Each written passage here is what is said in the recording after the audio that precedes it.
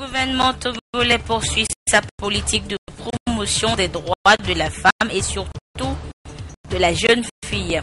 Un projet sectoriel de promotion de la scolarisation de la jeune fille est en cours de mise en œuvre dans la région des Plateaux. Et puis c'est toujours la femme, et cette fois africaine, qui a permis à la région centrale de remporter le concours Mode 228 édition 2016. À découvrir dans ce journal.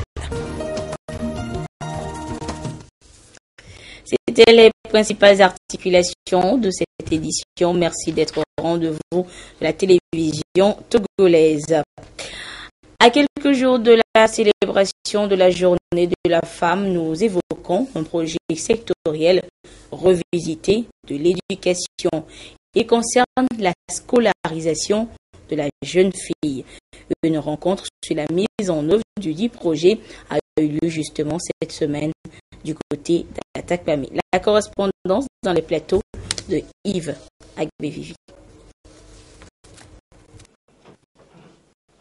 Elle est une nécessité pour les enfants des deux sexes. Nous parlons de l'école et pour y arriver, le projet promotion de la scolarisation de la fille au Togo, BID Éducation 3, a été mis en œuvre dans les 5 régions du pays.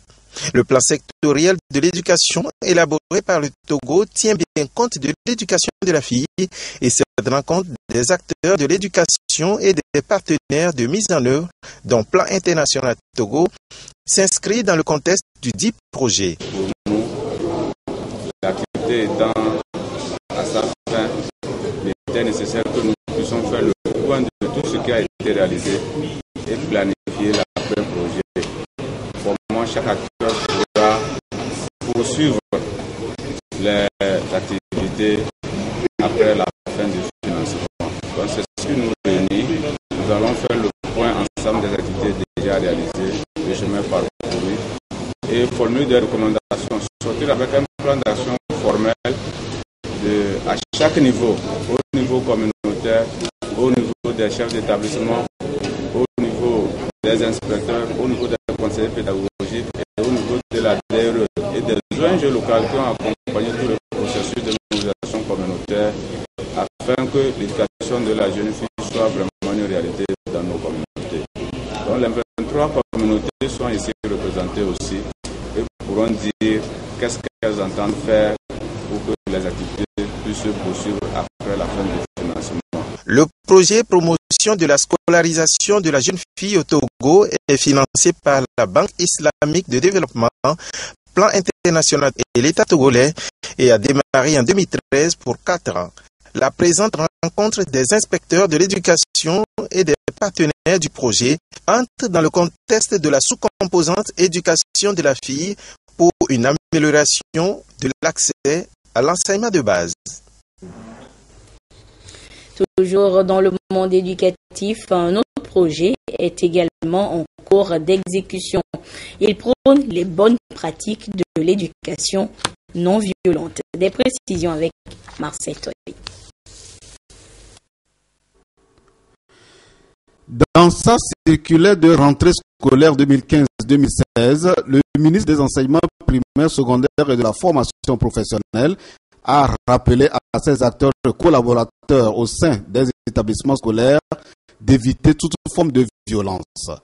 Dans les collèges et lycées couverts par le projet de non-violence éduqué autrement phase 2, CISU, CNTPT, Bonne-Fontaine, les acteurs ont réfléchi et trouvé les recettes qu'ils échangent ce jour. Nous avons élaboré le code de bonne conduite pour les enseignants. Et ce code de bonne conduite est là. Nous avons aussi valorisé les bonnes actions des élèves. Les bonnes actions, nous avons l'honnêteté. Des élèves quittent, ils font plus de 5 km, 7 km pour venir à l'école le matin. Donc, nous avons le problème de retard. Donc, nous avons mis ce problème dans le projet d'établissement pour discuter avec les parents, pour voir dans quelle mesure ils peuvent nous aider à trouver la solution à ce problème de retard. Ces bonnes pratiques ont pu être obtenues grâce à l'implication des inspecteurs, des parents d'élèves et des pères éducateurs. Si nous faisons un retour en arrière jusqu'à ce jour, il y a une évolution. Avant, quand les enfants sont en retard, ils sont punis d'une manière sévèrement. Mais aujourd'hui, je peux affirmer que, par exemple, à Haromegbe, il n'y a plus cette punition-là. Il a mis en place un cahier de retard pour contrôler les enfants et prendre en charge spécifiquement l'enfant qui est plus ou moins en retard chaque fois. Et il est suivi. Nous pensons que avec cette deuxième phase du projet Éduquer autrement, la marche est irréversible. Ce qui reste à faire, c'est la mise en activité des apprenants pour que les apprenants puissent sortir avec des compétences bien appropriées. Vivement que ces bonnes pratiques d'éducation non violente se pérennisent et soient capitalisées pour une implémentation dans d'autres établissements pour le bien de la communauté éducative. La commune de Sokodé a bénéficié de différents sous-projets du grand projet gestion des catastrophes et des terres PGICT. Ces sous-projets qui ont un objectif commun, celui d'améliorer le cadre environnemental et la vie des populations, ont démarré depuis quelques mois. Les bienfaits de ces projets donc dans ce dossier réalisé par la marque Pujona. La commune de Sokodé bénéficie de 4 sous-projets du projet gestion intégrée des catastrophes et des terres PGICT, notamment le projet d'amélioration du cadre de vie des élèves et des populations riveraines de la rivière Kondjo, le projet réhabilitation du cadre de vie de la communauté urbaine riveraine du cours d'eau Bandi et de sa galerie forestière disparue, et le projet d'amélioration du cadre écologique des populations de Kozobio et de Palo Palo, pour ne citer que cela. Ces projets ont démarré il y a quelques mois. Les populations bénéficiaires se réjouissent. Grâce à ces projets, on a beaucoup de satisfaits. Dans nos foyers, toutes les difficultés sont effacées. Toutes les femmes qui travaillent ici, nous sommes fiers de ce travail. Si ce projet continue, nous n'avons pas besoin de penser à aller ailleurs. Les travaux de ces sous-projets sont financés par la Banque mondiale par le biais de l'Agence d'appui aux initiatives de base à Gaïb, région centrale. Son conseil d'administration a fait le tour sur la rivière Kondjo pour apprécier le niveau du travail effectué. Nous sommes satisfaits parce que nous avons vu que la parcelle se construit et que les ouvriers sont activement sur le chantier. C'est que la construction de cette passerelle va desservir les deux quartiers et surtout les élèves qui sont du côté opposé. Donc la construction de la passerelle permettra aux enfants d'aller à l'école en toutes saisons, surtout en période de pluie, d'inondation où les enfants ne peuvent pas traverser le cours d'eau et sont obligés de rester à la maison. À ce côté, les conséquences liées au phénomène de dégradation des terres sont plus perceptibles le long des cours d'eau où ils provoquent l'invasion des lits des rivières et des inondations dues aux crues qui sont de plus en plus récurrentes. Hors du Togo au Burundi, quelques jours après le départ des 5 chefs d'État africains mandatés par l'Union africaine pour inciter les protagonistes au dialogue dans le pays, l'opposition se dit déçue. Les différents chefs des partis de l'opposition affirment n'avoir pas eu gain de cause. Regardez. au Burundi pour la délégation mandatée par l'Union africaine. Après 48 heures passées dans la capitale Bujumbura, la délégation mandatée par l'Union africaine a pris congé vendredi 26 février 2016. Les 5 chefs d'État et de gouvernement africains dépêchés pour inciter tous les protagonistes burundais au dialogue inclusif ont quitté le Burundi. Peu d'informations ont été communiquées sur l'issue de cette réunion. Seul le communiqué du gouvernement fait office de bilan. Son Excellence, M. Pierre Nkurunziza, a réaffirmé sa détermination à engager le peuple burundais dans le dialogue politique inclusif, en conformité avec la résolution 2248 du Conseil de sécurité des Nations Unies. Celle-ci appelle au dialogue le gouvernement et les parties prenantes pacifiques concernées. Durant leur séjour de 48 heures au Burundi, les chefs d'État et de gouvernement ont réuni autour d'une même table le parti au pouvoir et les responsables de partis politiques, une douzaine issus de la majorité et 2 de l'opposition. Une déception pour l'opposition dont les principaux leaders sont en exil. C'est une visite de plus. Conseil de sécurité, secrétaire général des Nations Unies, chef d'État, une délégation de haut niveau de l'Union africaine pour accoucher d'une souris. La déception est totale, mais il y a un seul point positif, c'est que le peuple burundais doit comprendre qu'il doit compter sur ses propres forces. Organiser un dialogue à l'étranger sous la médiation internationale et en incluant toutes les parties prenantes à la crise est l'une des revendications de l'opposition. Malgré le peu d'informations concernant le contenu de cette réunion, l'envoi d'une mission de protection des civils n'a semble-t-il pas été évoqué. Depuis avril 2015, au Burundi, les violences ont déjà fait plusieurs centaines de victimes et ont poussé plus de 240 000 personnes à l'exil. Le Ghana veut maintenir une politique budgétaire stricte avant l'élection présidentielle de novembre prochain.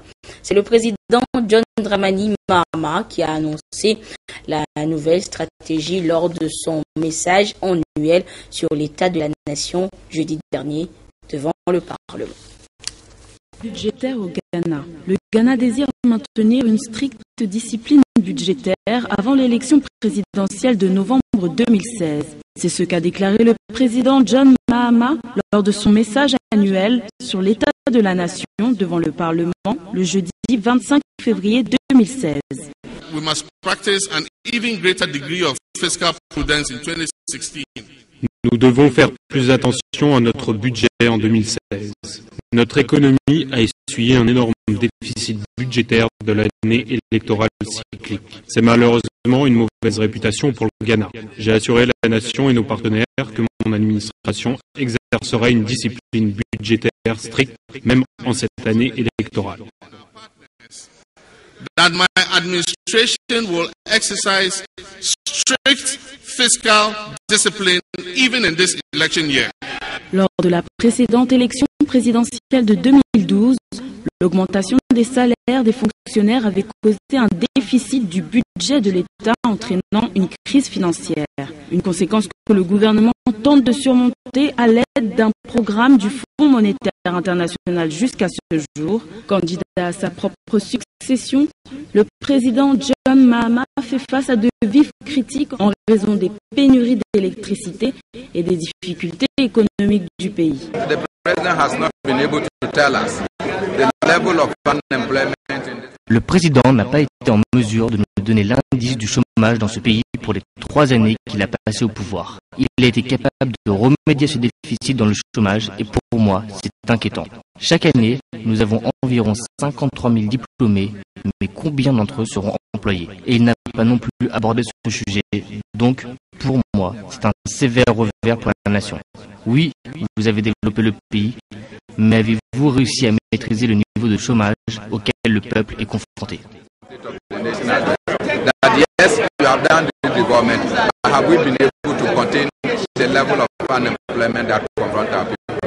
Le Ghana fait partie des démocraties les plus stables en Afrique, mais certains économistes mettent en garde le gouvernement de ne pas trop dépenser pour tenter de remporter la victoire.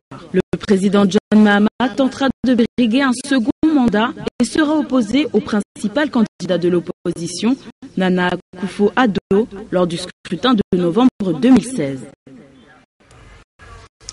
Sur le plan national, l'Union musulmane du Togo est en tournée de sensibilisation à travers le pays. Une initiative pour mieux faire connaître l'islam et ses préceptes, cette religion d'amour dépeinte par les djihadistes en Afrique de l'Ouest et dans le reste du monde. L'étape de ce côté avec la correspondance de Lamarck Bojona. La sécurité dans la sous-région ouest-africaine est menacée et le Togo n'est pas à l'abri si rien n'est fait pour prévenir le mal. L'Union musulmane du Togo s'est donné pour tâche de sensibiliser les communautés sur la menace terroriste des djihadistes en Afrique de l'Ouest. Une délégation était la semaine dernière à Sokodé face à leurs frères musulmans pour réfléchir sur les mesures à prendre afin de contrecarrer les éventuelles agressions au Togo. Nous parlons de la consolidation de la paix au Togo et dans la sous-région. Parce que l'islam, d'abord, s'origine ce qu'on appelle Salam. Salam, c'est le Dieu de la paix. Et nous allons sensibiliser les gens pour savoir quelle attitude chacun doit adopter pour contrer ce mal. Parce que ce mal est à nos portes, c'est-à-dire au Burkina Faso. Autrefois, nous pensons que c'était le Nigeria, le Cameroun et le Tchad qui étaient visés. Aujourd'hui, il y a le Burkina qui a été visé, qui a été attaqué. Donc, un pays frontalier, un pays qui est à nos portes. Un exposé portant sur l'islam a été présenté en vue d'éclairer l'assistance sur les vertus et les principes qui gouvernent la religion musulmane. Placé sous le thème l'islam et la consolidation de la paix au Togo et dans la sous-région ouest-africaine, le préfet Montpion Matiendou a salué la pertinence du thème et invité l'auditoire à plus de réflexion pour trouver les voies et moyens pour faire barrage au terrorisme. Je vous emmène maintenant à la découverte des secrets du bonheur, malgré les travers de la vie. Ils sont contenus dans le nouveau livre dédicacé hier à Lomé. Son titre, Heureux malgré tout. L'œuvre et son auteur sont présentés par Robert Kotogbe et Edem Sosopa. Heureux malgré tout, une nouvelle œuvre littéraire qui retrace aussi bien le bonheur que les péripéties de la vie. Pour y arriver, l'auteur Mouinaf Adebola prescrit avec diligence 12 préceptes à ses lecteurs afin qu'ils accèdent au coffre-fort du bonheur. Ce livre, je l'ai écrit pour que chaque personne qui traverse une difficulté puisse retrouver sa joie de vivre, puisse trouver une solution à cette difficulté par des préceptes de ce livre qui constituent des outils. Structuré en 12 chapitres, le roman Heureux malgré tout se distingue par des spécificités, le coaching et le développement personnel. Il découle des expériences vécues par l'auteur qu'il a transformées en leçons de vie, susceptibles de guider les autres. Ce n'est pas gênant d'écrire un livre sur le développement personnel parce que ce soit dans le domaine politique ou dans n'importe quel autre domaine, on a besoin de la joie de vivre. Et donc c'est important de toujours continuer par écrire des œuvres sur le développement personnel. Contrairement aux ouvrages pour lesquels je suis généralement invité, celui-ci n'est pas un livre de fiction. C'est plutôt un livre dans lequel sont faites des propositions qui permettent à l'homme et à la femme de vivre mieux. Ce livre contient 12 recommandations un peu comme 12 commandements qui, si ils sont respectés, peuvent permettre à l'homme de mieux vivre. Paru aux éditions Jeunesse épanouie de Porto Novo et dédicacé le 28 novembre à Cotonou au Bénin, ce roman est marrainé au Togo par la notaire Abounima Molga Kadjaka. De nationalité béninoise, Mouinaf Adegbola est titulaire d'une licence en allemand et d'un master en marketing, communication et stratégie commerciale. Une dizaine d'artistes togolais exposent depuis hier à Lomé leurs œuvres, et ce pour 2 semaines à l'espace culturel africain le 54. L'exposition est organisée par le groupe Kalimba de Luna, qui rassemble en son sein des artistes togolais de renom. Dénommé Circuit 54 Éclosion 2016 version Lotus.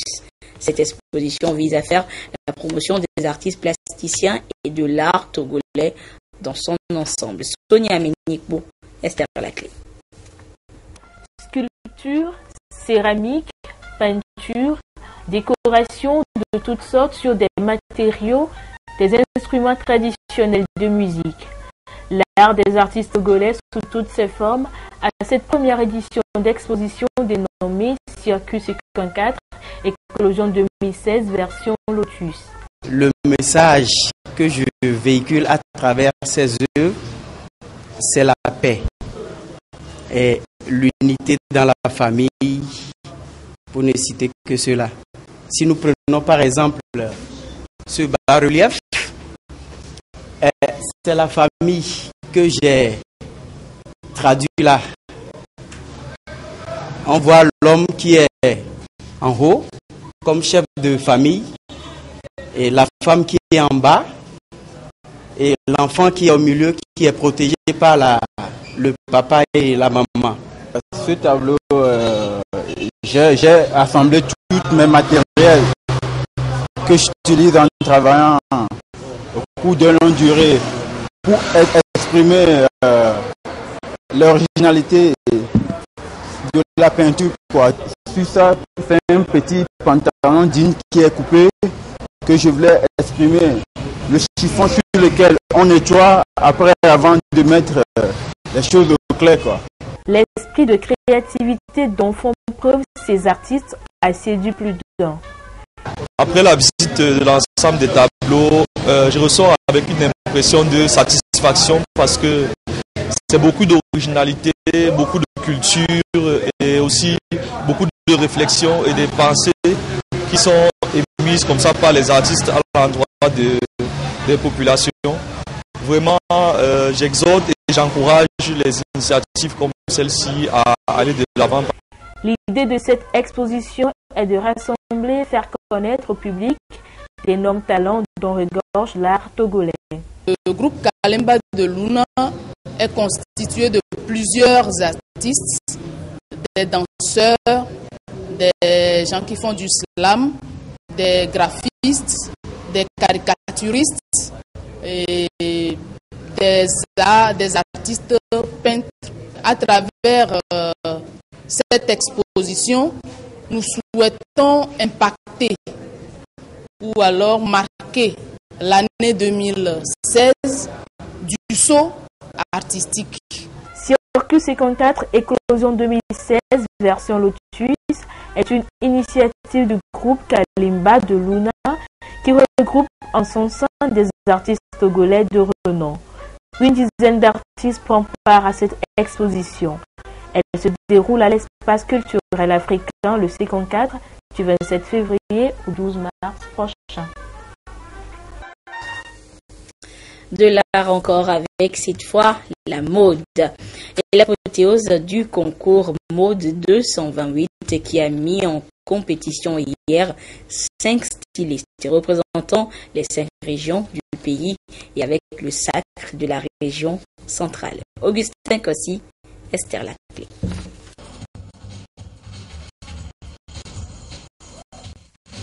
Des accessoires vestimentaires tous made in Togo pour planter C'est le décor de la 3e édition de Mode 228.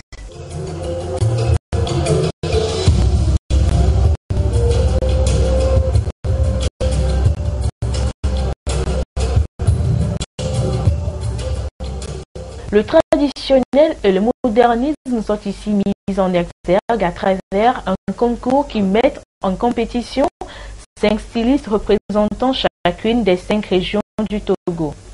Sam Design a choisi de valoriser la femme africaine par le biais d'une collection portant haut les richesses vestimentaires de la région centrale, ce qui lui a valu le premier prix. Je ne m'attendais pas à ce résultat, mais je suis très fier d'avoir reçu ce trophée. Et je pense que la soirée de ce soir m'a donné une joie particulière.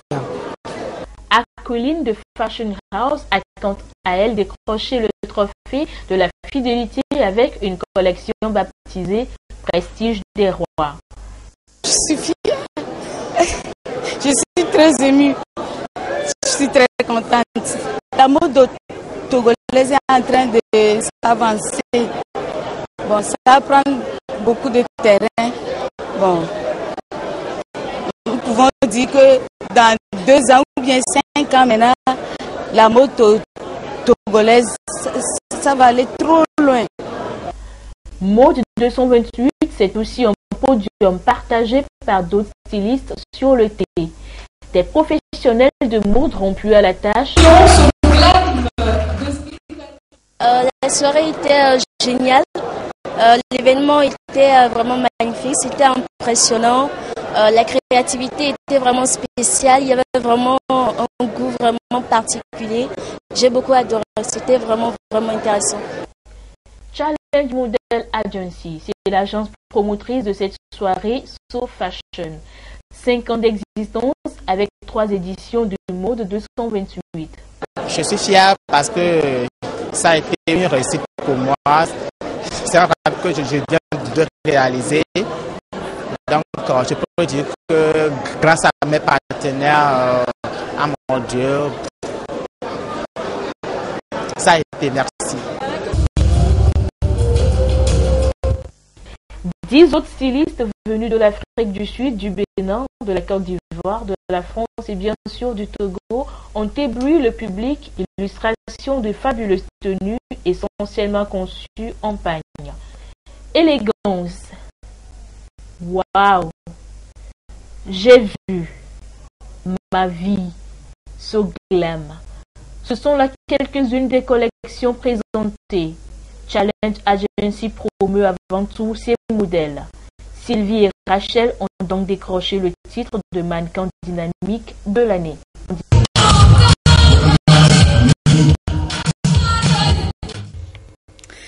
Vous avez connu Batman, Superman, et bien bientôt vous découvrirez de super-héros 100% africains pour les bandes dessinées. C'est une idée de jeunes Nigériens. Regardez. Des bandes dessinées de super-héros 100% africains. À 37 ans, Jean Martins est un jeune entrepreneur et créateur de Comic Republic, une start-up nigériane qui s'est donnée pour mission de créer des super-héros africains capables de rivaliser avec les célèbres Batman, Superman ou encore Iron Man. Une version essentiellement destinée à un public africain, mais qui tend à gagner en popularité au-delà du continent. All over the world, comic sales L'industrie de la BD est lucrative partout dans le monde. Les ventes de bandes dessinées dans les grands pays rapportent des milliards. C'est en fait une industrie qui vaut $1 milliard. Mais au Nigeria, il est noble et en ce moment, les Nigérians acceptent de plus en plus les personnages de bandes dessinées. Vous savez, les meilleurs box-office dans nos salles de cinéma sont des héros de bandes dessinées. Les Nigérians regardent de plus en plus des programmes de télévision avec des personnages de BD auxquels ils peuvent s'identifier. En 2013, Jade Martins publie son premier numéro de bande dessinée, le Guardian Prime, l'histoire d'un super-héros en combinaison vert et blanc aux couleurs du drapeau du Nigeria, ce qui lui a valu d'être connu. Depuis, il est passé de 100 lecteurs à près de 28 000 lecteurs par numéro. J'aime lire aussi bien des BD africaines qu'étrangères, mais je découvre de plus en plus celles africaines parce que nous avons maintenant nos propres bandes dessinées, comme Guardian Prime, qui peut aider à faire du Nigeria un pays meilleur. Chaque numéro contient une trentaine de pages et n'existe qu'en version numérique avec un téléchargement gratuit sur Internet. Les jeunes illustrateurs de la start-up Comic République ont tous moins de 30 ans. Tous espèrent voir les personnages qu'ils ont créés sur le papier prendre vie sur grand écran. Voilà, ainsi se referme cette édition. Merci à vous qui l'avez suivi un peu partout grâce à la télévision togolaise. À 22h30, vous serez en compagnie de Edem Soussoupo pour la dernière édition du journal. Mais d'ici là, restez fidèles au programme de la mère des télévisions. Au revoir.